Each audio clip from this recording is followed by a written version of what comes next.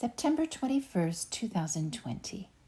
Declarations and Promises. You have declared today that the Lord is your God, and you have promised to obey his decrees. The Lord has declared today that you are his people, his own special treasure, just as he promised. And if you obey, he will set you high above all other nations. You will be a nation that is holy to the Lord your God, just as he promised. Deuteronomy 26, verses 17 through 19.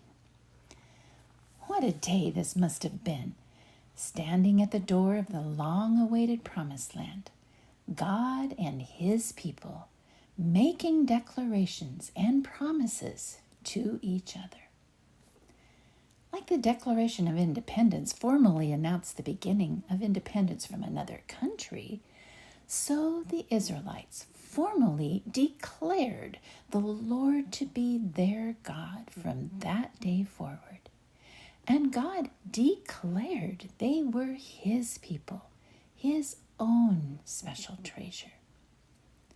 And like a bride and groom make specific commitments to each other on their wedding day, so Israel promised to obey God, and he promised to honor them as special above all other nations.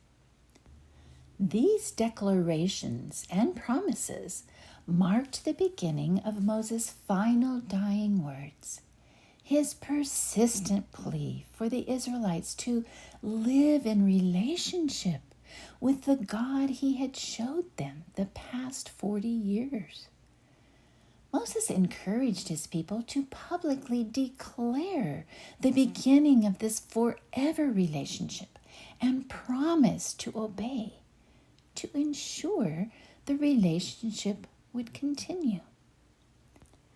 Declarations and promises are still important for relationship with God.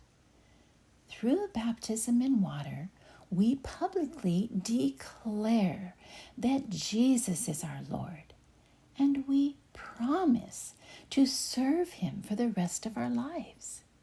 And why not? After all, he declared we too are his treasures, and he promised his unfailing love will never change.